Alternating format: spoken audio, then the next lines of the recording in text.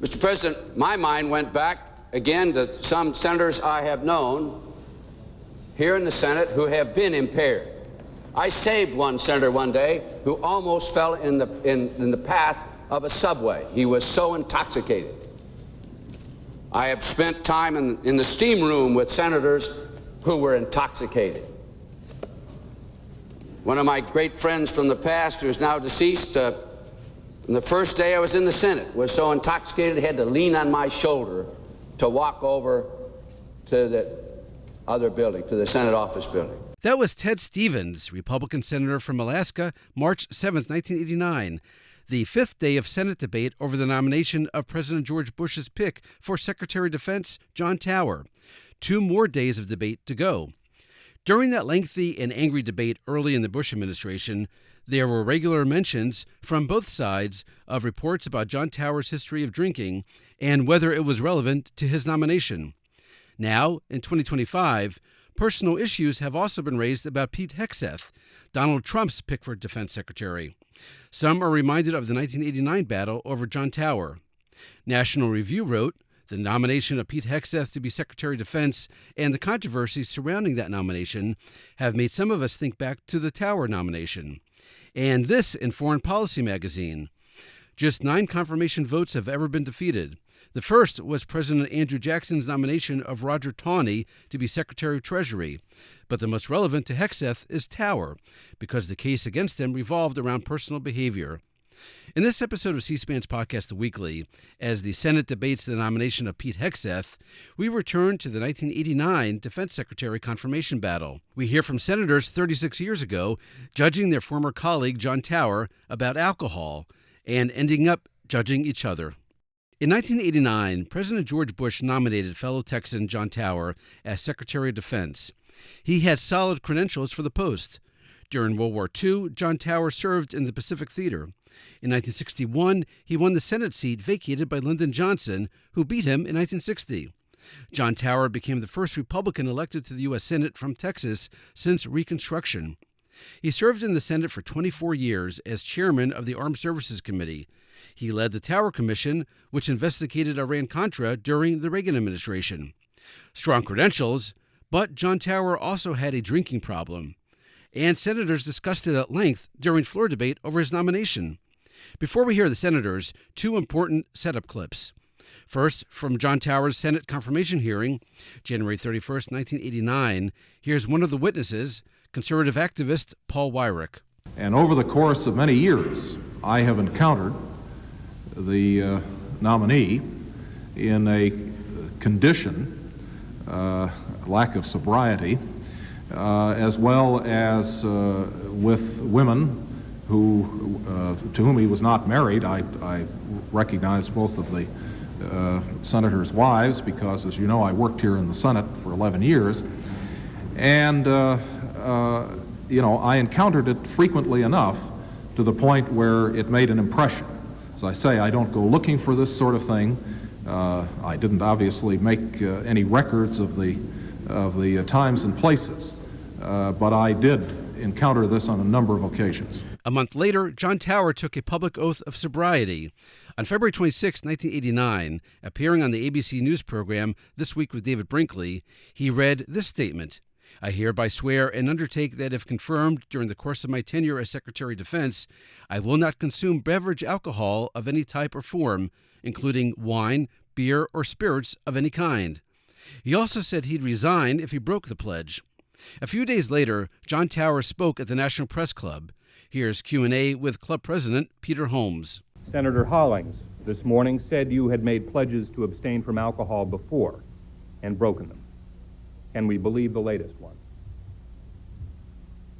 I don't know what Senator Hollings is referring to. I don't recall any such. But the fact is, this is not a pledge. It is an oath that I have taken. I've taken for, to, and before the American people. And I regard such oaths as sacred. And I can assure you I will abide by it.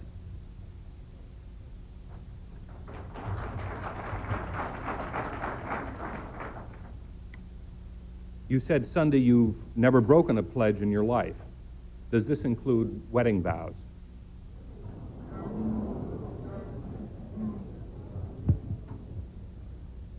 As a matter of fact, I have broken wedding vows. I think I'm probably not alone in that connection. That was March 1st, 1989, the same day the Senate began floor debate on his nomination. Debate lasted over a week. Now we hear clips from that debate. We can organize the clips in a couple different ways. In his oath of sobriety, John Tower said he would abstain from wine, beer, or spirits of any kind. So for our first grouping of Senator clips, let's use those categories, divided between distilled and undistilled alcohol. First up, distilled alcohol, liquors and spirits. Here's Wyoming Republican Alan Simpson. And he's already admitted some remarkable things. Humans don't like to do that. He said he did, do some of those things in 1970, that he, did that with a drink of scotch, that those were things that had happened, but they weren't now. So it's so fascinating to me, I guess it's ever so, as to who are these appointed scorekeepers in society now, who keep track of everybody. I'm learning to handle them well. I just say to them when they ask me a question, what did you do when you were 20 or 25 or 30? Here's Republican from Idaho, Steve Sims. We've heard all kinds of talk in this chamber, Mr. President, about the perception of whether someone drank too much whiskey or whether they did this or did that. But we have not talked very much about what's the perception of the United States of America. And Republican Minority Leader Bob Dole. We spent precious little time on SDI, strategic modernization, a 600-ship Navy, troop strengths, alliance burden sharing, arms control. Rather, votes have been decided by tabloid versions of John Tower's personal life. Faceless people known only as he/she or T13 have woven fanciful talks of wine, women, and song. A doctor who is not a doctor but who uses many names has hurled a non-existent Russian ballerina onto the front pages. Non-existent. A sergeant with a faulty memory conjured up a racy encounter with a female Air Force crew chief. And a lone attendant's tale of superhuman vodka and champagne consumption couldn't stand up to a polygraph. They all made the evening news. Never saw the retraction. We heard Ted Stevens at the outset. Here's the Republican from Alaska again. When I went overseas to China, Mr. President, in World War II, we were given monthly PX supplies, our rations, so to speak. And in those rations were at least 2 bottles of whiskey a month.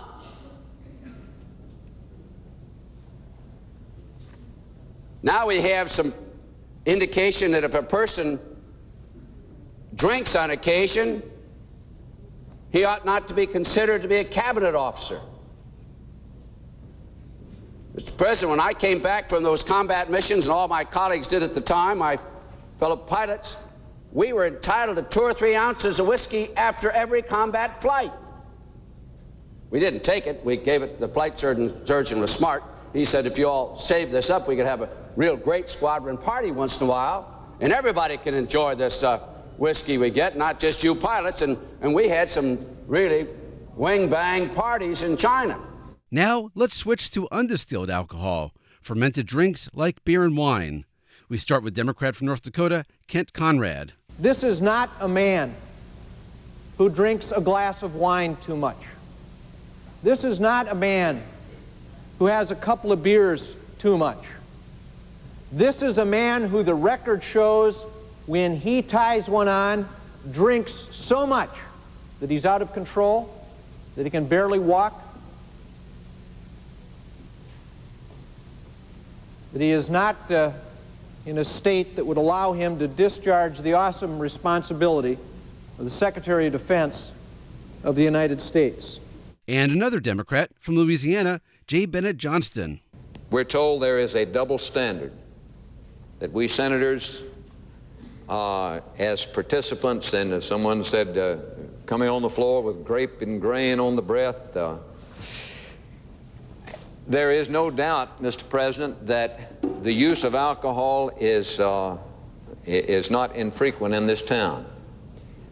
Republican administrations, Democratic administrations in the White House itself use alcohol. I have observed presidents who drink wine in the White House. That is no revelation to anyone, of course. I have observed, Galleries will be we in have order. all observed wide ranges of people using alcohol in this town. I will say, Mr. President, that I think senators are as careful and controlled and responsible in their use of alcohol as any group I've seen. If there is abuse in this body, I do not know about it, which doesn't mean it didn't exist, because frankly I did not know about the abuse by Senator Tower. And from Ohio, here's Democrat John Glenn. This idea that because we can go to white wine, it's okay, or that we haven't seen him drunk and not able to perform, that there is not an abuse problem, which he now says he had back in the 70s. I just can't excuse that. I can't say that he didn't have a problem because we didn't see it here on the Senate floor. Drinking problems take a multitude of forms, hundreds of different forms. They're not all the types that we would have noticed here on the floor. I didn't know Betty Ford had a problem, didn't know Kitty Dukakis had a problem at all. And now I'm not around them every day, obviously, as I understand it, most people around them were not aware of it either. And yet they finally knew that it was getting a grip on their lives, and they went and did something about it, to their everlasting credit. Senator Glenn also provided alcohol measurements. Referred on the Brinkley program last Sunday. Program I was on at a different time period said that 12 years ago he gave up scotch. But said he still drinks wine, stuck with wine since that time, with an occasional martini, and with vodka sometimes with salmon and caviar. Now this has been through all of these references, both before the committee and publicly. The nominee has talked about drinking wine now as though that's diet right soda pop, as though there's no problem and it can be proven because he only drinks wine. Well, I would submit that that doesn't prove very much to me, because if you look at the problem, it's alcohol. It's not whether it comes in wine or whether it comes in bourbon or whether it comes in scotch. The problem is alcohol. And the facts are that a 1.5 ounce standard shot of 80 proof whiskey is equaled in alcoholic content by a 12-ounce beer, 4.5% beer. It's equaled by the usual 4.5-ounce glass of wine at 12%. Here's another grouping of clips from the debate over John Tower's drinking. Senators who dragged into the discussion a legendary British statesman, Winston Churchill. Here again, Ted Stevens. Suppose, for instance, that a witness had come in and said this: in the morning,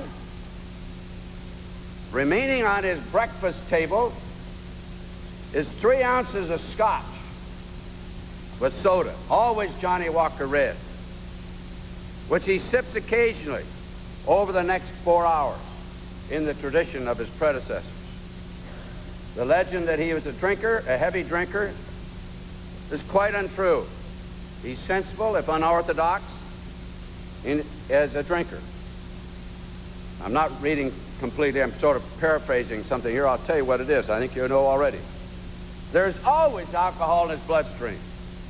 It reaches its peak in the evening, after he's had 2 or 3 scotches, several glasses of champagne, at least 2 brandies, and a highball, and they don't even count his white wine at lunch and his favorite claret at dinner. His family has never seen him the worse for drink. And he remarks, we all despise a man who gets drunk. After an exchange of views on drinking, you can say, all I can say is that I've taken more out of alcohol than alcohol has taken out of me. You know who it is. Winston Churchill. At that point, Senator Stevens held up a copy of William Manchester's famous book on Winston Churchill, The Last Lion. Apparently, Senator Johnston of Louisiana happened to be reading the same book. Now, Mr. President, many people can drink alcohol, and we've heard it described. We're about Churchill, and I've just finished reading 3 books on Winston Churchill, and I know that he would get up in the morning and start with the Johnny Walker Red, and he would have wine and sometimes champagne with lunch, and maybe a brandy after lunch, and after his nap he would have a great dinner party, and he would go through the whole thing, and he'd finish it off with brandy, and about 11 o'clock He'd start dictating and dictate till maybe 3 in the morning, and be with such perfect clarity of mind that it is, I must say, Mr. President, many admire many qualities about Churchill, that included. Another Churchill citation from Utah Republican Orrin Hatch. One wonders what the committee majority would do if confronted with the Winston Churchill, who took great pride in his alcoholic consumption and was known to start each day with a scotch and soda. We can only assume that he too would fall victim to the committee majority's quest for moral perfection. And here's Texas Republican Phil Gramm. Finally, Mr. President, the whiskey accusation, which I've touched on here. And again, I'm not going to go into great detail about it because the plain truth is that whiskey is not an unknown commodity to the people of America and to the people who have been important in its government. And I want, in case my mama's watching, I want to make it clear that the world would be better off if God had never allowed whiskey to be created. But that is not the issue here. The issue here is about John Tower, and the issue here is about alcohol. I don't need to run down the list of people that by this new standard would never be present in the chain of command. Ulysses S. Grant, who won the War of Northern Aggression, would have clearly been rejected by this body. And I'm not going to repeat the story about Lincoln. We've all heard it, we know it, but obviously we have forgotten it. Winston Churchill, who was a voice of the free world, who stood alone against Nazi aggression, consumed more liquor on an average basis than anyone has ever accused John Tower of consuming. Was he unfit? Ask Hitler's ghost. By the way, a footnote to that clip, you heard Senator Gramm refer to the War of Northern Aggression. The official congressional record of his remarks changed it to him saying Civil War. Slade Gordon, Republican of Washington, followed Phil Gramm's remarks with more mentions of the Civil War and whiskey. I must refer to two incidents in only a slightly different manner which my distinguished colleague from Texas did earlier. We are very fortunate that we are not making judgments about the appropriate character for a commander of the armies of the United States during the course of the Civil War. That famous story, which almost everyone in this body knows, about Lincoln and the ministers who asked that General Grant be fired because he drank whiskey, is still appropriate in this circumstances. President Lincoln is reported to have asked the ministers to find what brand of whiskey it was that General Grant was consuming so that he could provide a case of it to each of his other generals. Also making appearances during the Senate floor debate over John Tower, some legendary D.C. hotels, restaurants, and watering holes, like the Monocle. Here's Republican from Maine and future Defense Secretary William Cohen. Now, last night, following the deliberations, the debate, Senator Rudman and I went down to the Monocle restaurant, I must say with great trepidation. And that restaurant has nearly achieved the prominence of the Watergate Hotel. Business appeared to be up last night. Maybe they were hoping to see what activity might take place down at that restaurant. There was a table of about a dozen men and, as I recall, one woman. Their voices were loud. There was a great deal of laughter, some of it boisterous. Cocktails were being served. They were having a good time. And, Mr. President, they were also quite sober. I might point out that they happened to be, coincidentally, from Maine and New Hampshire, unbeknownst to Senator Rudman and myself at the time. But I thought about the situation. I thought, suppose someone is in that restaurant, is offended by loud laughter, or a group of people enjoying cocktails before their meal. They could say that in their judgment that these people were under the influence of alcohol or engaging in conduct that was unbecoming. And what if a member of the United States Senate happened to be sitting at the table at that time? Could the same charge not be made? I thought about my own appearance. I had 3 drinks in less than 15 minutes. Ice water. 3 glasses of ice water.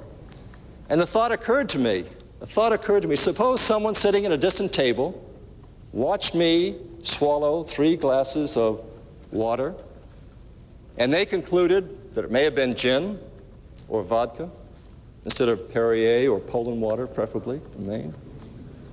And some haloed soul who was sitting over in that table, a distant table, who only enters the monocle to eat and observe other people, came to that conclusion. And a long-gone classy restaurant which used to be in the same building as C-SPAN, La Colline. During this debate between Bob Dole and presiding officer Bob Kerrey, Democrat of Nebraska, over the FBI's background report on John Tower.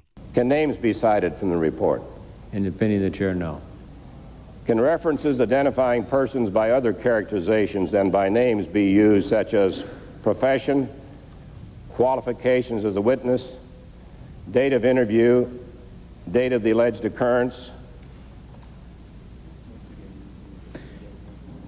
In the opinion of the chair, no. In the opinion of the chair, in addition, that to the extent that a senator could demonstrate that information had already been in the public or was in the public arena, an exception could be made. Can places be referred to, such as areas of this country or cities or specific places like La Colline restaurant? In the opinion of the chair, no. Also showing up, the Jefferson Hotel. Here's Malcolm Wallop, Republican of Wyoming. One has but to call a talk show in the middle of the night and hint, and the hint of impropriety has tainted a candidate of the President of the United States for appointment to high office. One has merely to go down and whisper in the FBI's ear, and the hint has been laid down as a standard. Let me talk about those 3 most famous cases. Mr. DeBerg, cited by the Post as an independent businessman with no axe to grind, is a Democratic pollster and campaign consultant. Professionally, never worked for the other side. These 3 marvelous trips to Washington in which he cites John Tower's drunkenness and disorderliness in the Jefferson Hotel all took place at a moment in time when John Tower was 1 out of the country, 1 in Houston or Dallas, Texas, and 1 in Washington State. Senator Wallop cited a Washington Post story. So too did Arizona Republican John McCain.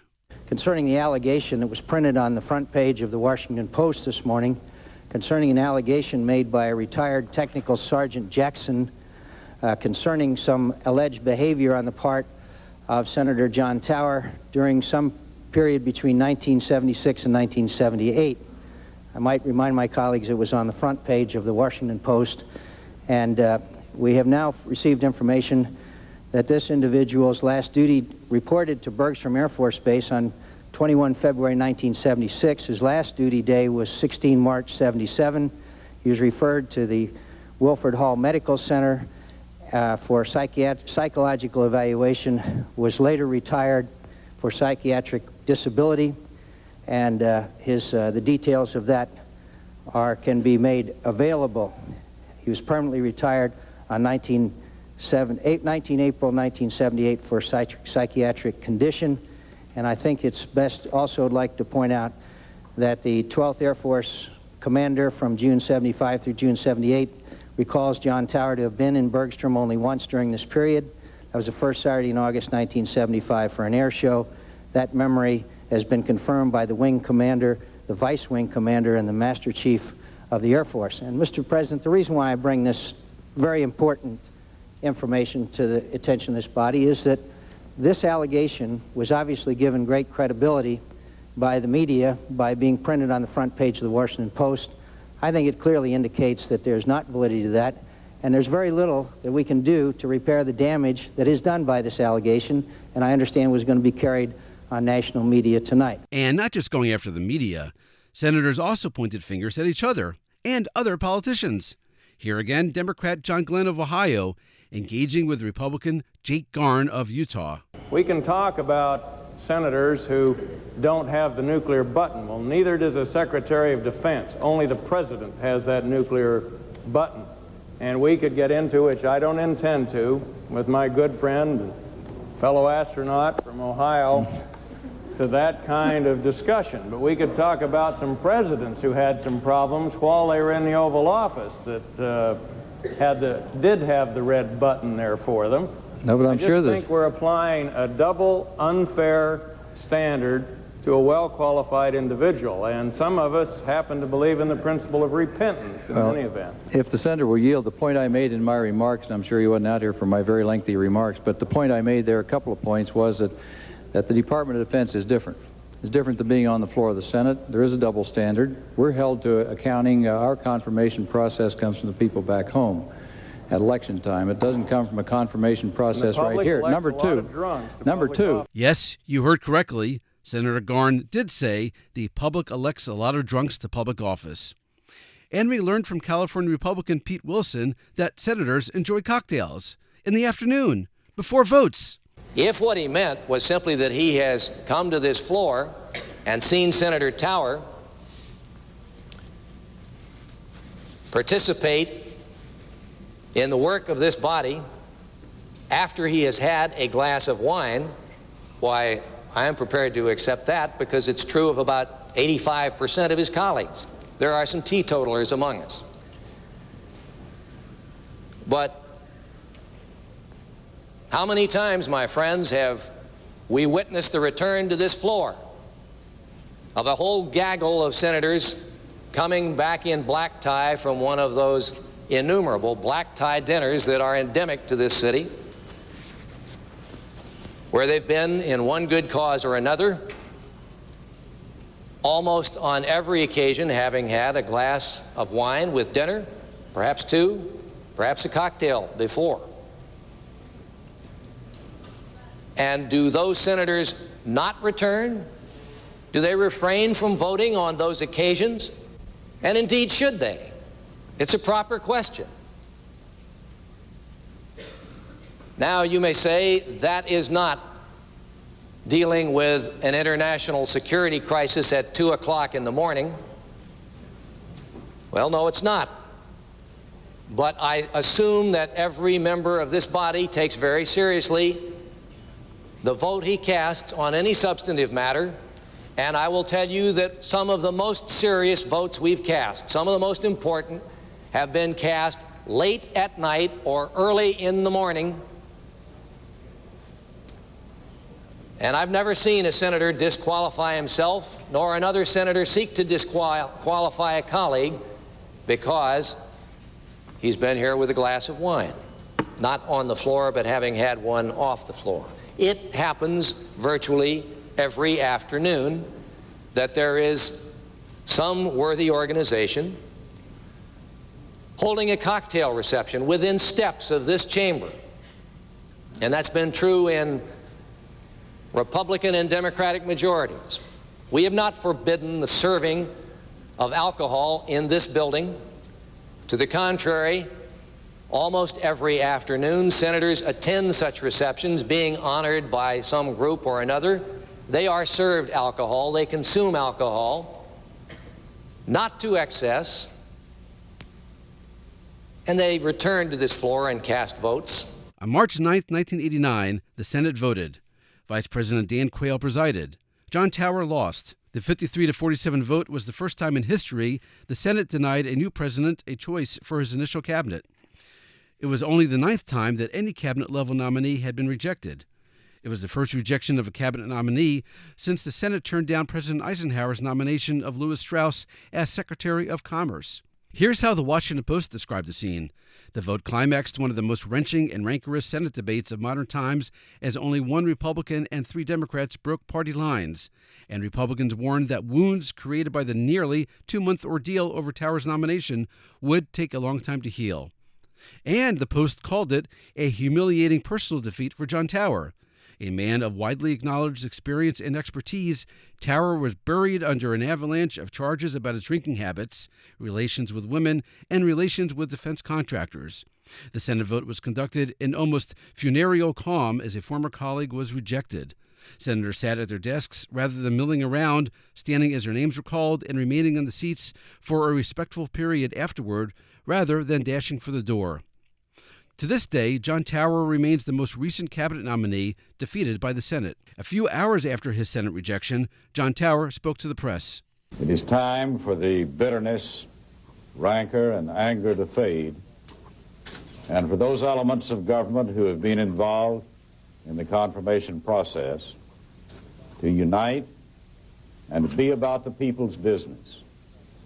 I will be recorded as the first cabinet nominee in the history of the Republic to be rejected in the first 90 days of a presidency and perhaps be harshly judged.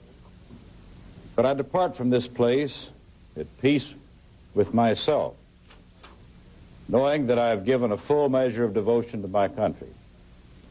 No public figure in my memory has been subjected to such a far-reaching and thorough investigation, nor had his human foibles bared to such intensive and demeaning public scrutiny.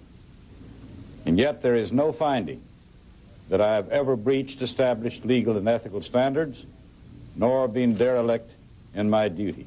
That was John Tower's final appearance on C-SPAN. He died 2 years later. On April 5, 1991, John Tower was aboard Atlantic Southeast Airlines Flight 2311 when it crashed on approach for landing at Brunswick, Georgia. There were no survivors. And now, a bonus clip. What happened next? The day after the Senate rejected John Tower as Defense Secretary, President George Bush announced his next choice. Instead of a former member of the U.S. Senate, he went with a current member of the U.S. House. Well, good afternoon. I'm happy to be here this afternoon to present my nominee to be Secretary of Defense, Congressman Dick Cheney of Wyoming. Dick is a widely respected man of principle, served his country with distinction for many years. I've known him as a chief of staff, government manager, all under President Ford, 75 and 76. I worked with him closely since he's been a part of the Republican leadership. In both the executive branch and in Congress, he's dealt with the problems of national defense. He struggled with the budget, certainly as every president has to do, and he's weighed the difficult national defense priorities that have come before the Congress. That was March 10, 1989. 1 week later, on March 17th, the U.S. Senate approved Dick Cheney as Secretary of Defense. The vote was 92-0. That's it for this episode of C-SPAN's The Weekly. A reminder, you can do your own John Tower searches in the C-SPAN video library. Then watch and listen to the Senate debate Pete Hegseth as Secretary of Defense live on the C-SPAN networks. For now, thanks for listening and happy searching.